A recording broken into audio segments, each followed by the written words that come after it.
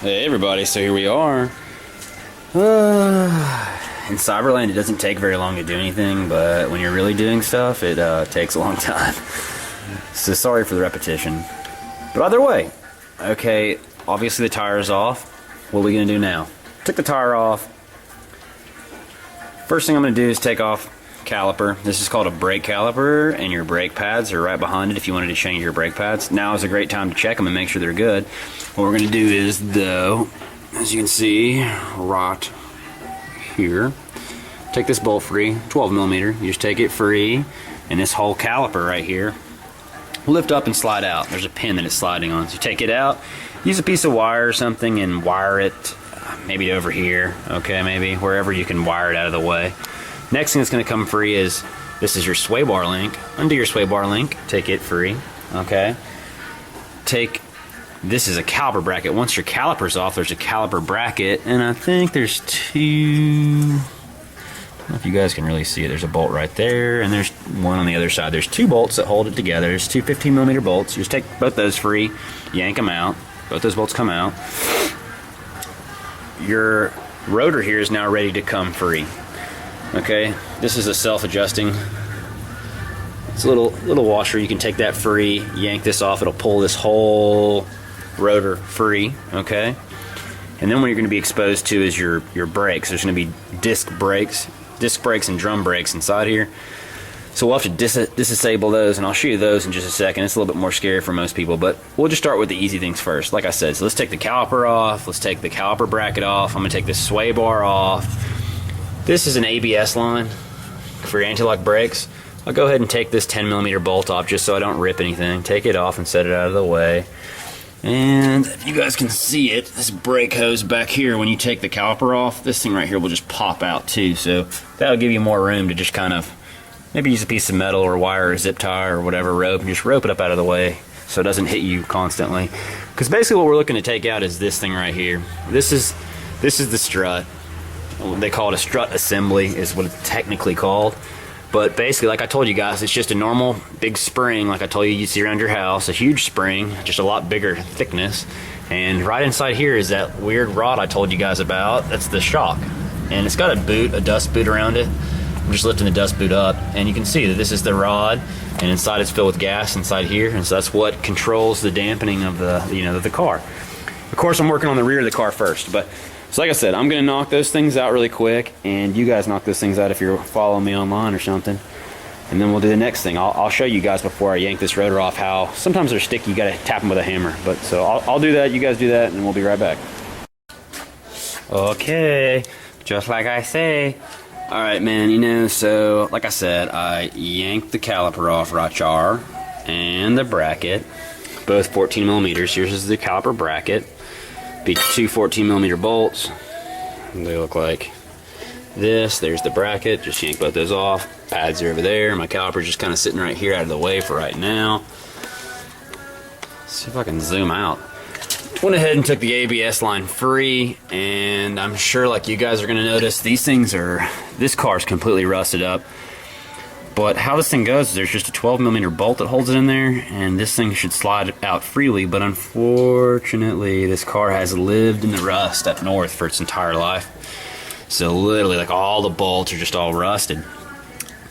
But, so I'm going to deal with this here in a second. I'm either going to disconnect it inside the car. There's a connector inside the car if I have to, or when I get it free, I might try and see if I can spray WD-40 in there or something and try and get it lubed up. Lubrication is always necessary. One thing I wanted to show you guys too, man, here's the sway bar, and this thing is rusted, like I said, rusted. So of course I stripped it. This is a 5 millimeter hex head, and unfortunately I stripped it, using a 14 millimeter. The reason they put that on there is because, let me see here. Here's the bolt. I'm going to thread it on a little bit so you guys can see. And so what you would do is you'd use your 14 millimeter to try and unthread it while holding it in the center with your 5 millimeter Allen key, like this. This is this is Torx bit. Let me find it for you here. Here we are. Cool. Okay, so there's your 5 millimeter, and it would hold the center of the sway bar link with a ratchet such as this. okay, while you spin the wrench, and that will take the nut off, okay? But this is a little trick that happens a lot to guys like that are professionals, you know, they do this a lot.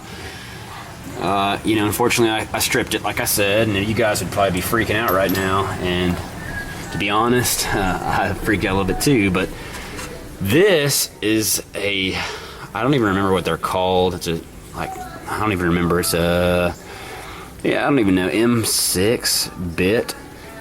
And basically what you use these on is a ton of like Volkswagen, Audi, Porsche, Jaguar drive lines.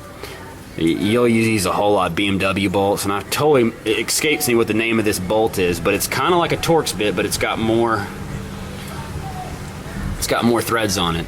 You can pick these up at all your hardware stores nowadays. They all sell them. They come in packs. They'll be, you know, an M6, M8, M10, maybe 3 of them in a pack or more. You guys can kind of see there, though. It's basically just 2 times the amount as a Torx bit, and I have that Torx bit. So this is a Torx bit.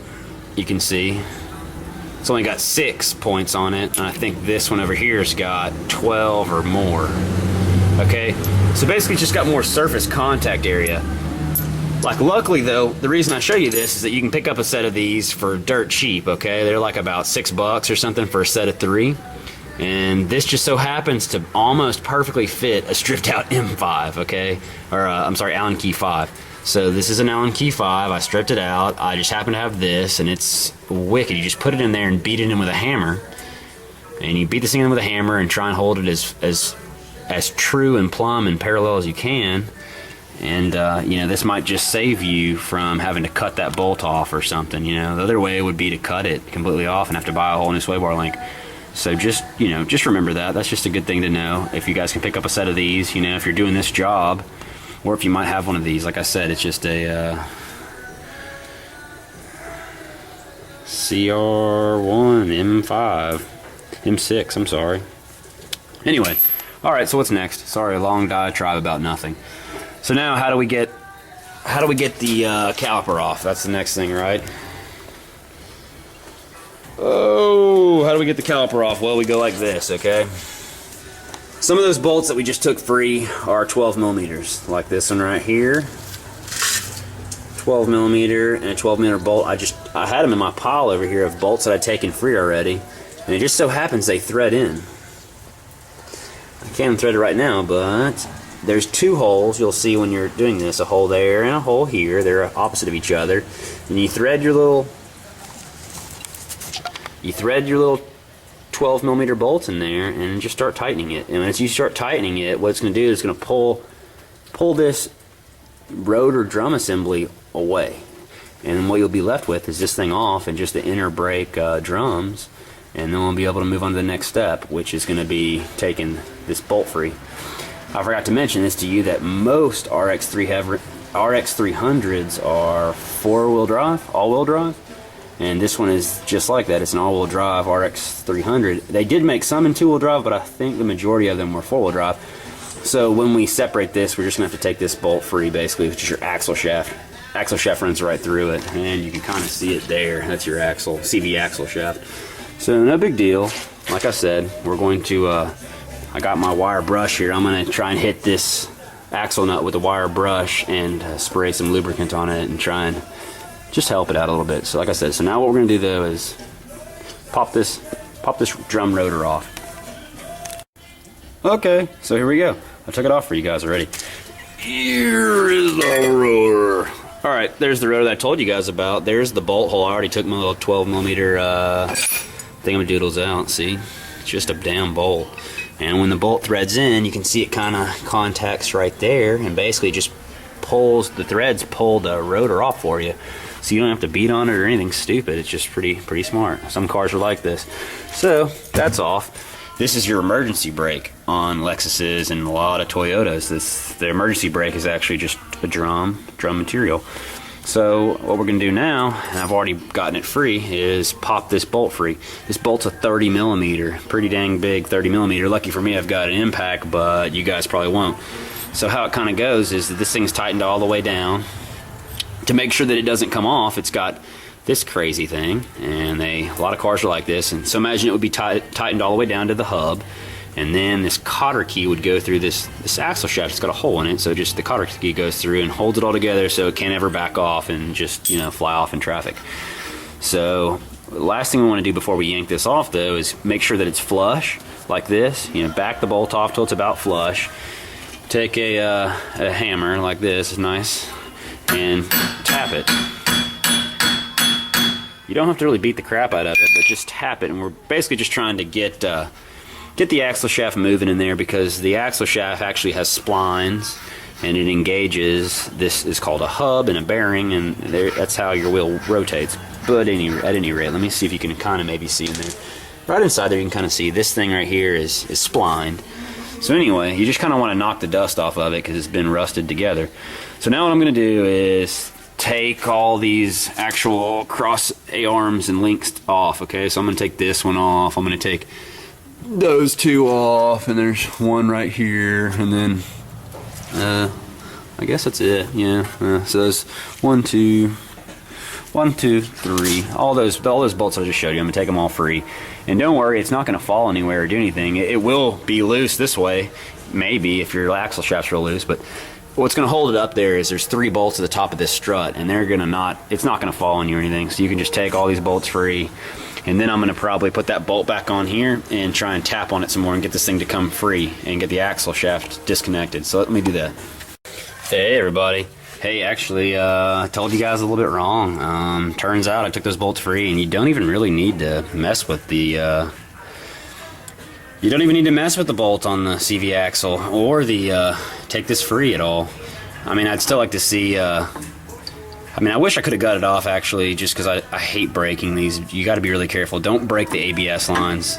Be very ginger with it. Like, you know, here, definitely take it free up here, because these damn cables, just that ABS cable, is like $150 a piece.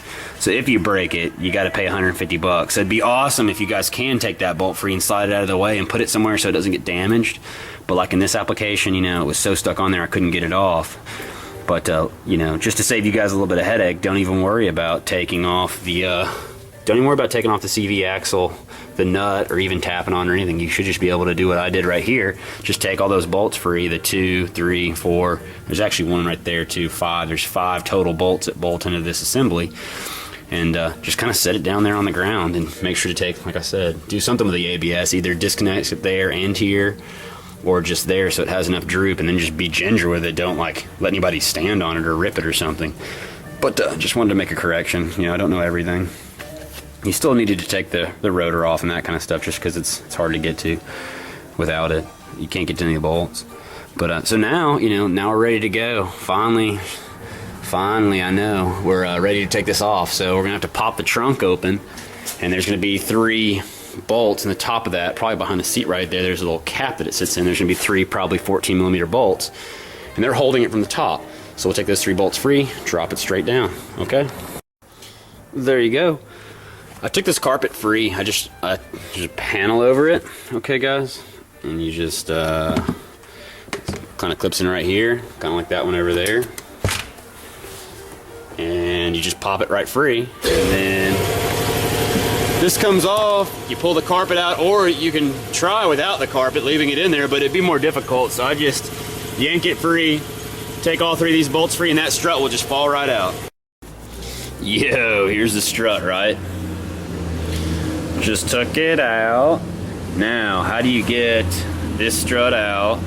You got to reuse this coil spring, but you've basically got to take this thing out and this thing out. Save this somehow. The strut bearing. This is called a strut bearing cap, just so you know. But it's actually got a nut right here. The sketchy part is, and this is where it's really fun, is this is under force. You know, there's actually some pressure on this damn thing right now. So we got to use some type of device, and I use a spring compressor, a really old one obviously. It looks like it's been hammered, but this is actually a spring compressor. You can buy them for pretty cheap some places like Northern Tool or Harbor Freight. That's where this one probably came from. I'm big on Harbor Freight. Cheap is good. So basically it just goes on, clamps on. Some of these will grab right here, some will grab right here, and they'll smush it together so you can take this bolt free and then slowly release it without it being just extremely dangerous. And then in addition, you've got this safety ring just so it'll slide across the top like that so it can't explode and hit you. But so that's what I'm going to do next, and then I'm going to go over yonder and grab the new strut assembly, and I'm going to do the same thing again. So let me take it free. I'll show you guys real quick and show you the new one here in a second. This is it in action, just so you guys can get a taste of what's going on. You can see I just put it together. I compress the nut, which smushes the arms together. Right now it's kind of sketchy, like there's intention right now. This thing can hurt you, so just be mindful of that. Don't stand next to potential energy sources. Like the spring explodes, it's not going to come towards me up in the air. It's going to go that way and that way. That being said, they'll do some sketchy shit. But so this is what I did. I just yanked the bolt off, and I just pulled this whole thing out. And there you go. That's your strut bearing is right here. This is just a dust guard. And this is actually what's called a bump stop, and that keeps the spring and stuff from compressing way too far if you were to, like, let's say jump the car in the woods or something. So now I'm gonna take the compression force off and release it, and then I'll have my spring, and then I can take this rusty strut assembly off and just kind of throw it over in the corner. I'll do that here. There you go. So there's the uncompressed spring. There's the old rusty one and the new one. So now I'm gonna take this whole assembly. This is just a rubber gasket that keeps it from squeaking, and it's all that. It's going to go back with the new one. I'm going to have to compress it just like I showed you, and then slide that stuff right back over it and tighten the new nut. They come with new nuts. I'm just going to tighten the new nut on. Okay, so that's what I'm going to do. Okay, so there we go. Got it back together just like I said. I used that tool. That one's junk. Took that tool, compressed it, slid it all back together, and tightened it back up. Just make sure you get your nut tight, and make sure you get everything lined up. Like you can kind of see when this is apart, you could see, I should have showed you, you can see where the spring has been sitting and compressing it, and just make sure you kind of line this back up and that back up. It makes it easier. You can do it on the car, it's just really hard to rotate everything because there's pressure on it trying to turn it. So now I'm just going to set it back up in there, put my 12mm bolts back in, and then reassemble it just the way that I took it apart. Okay, happy hunting.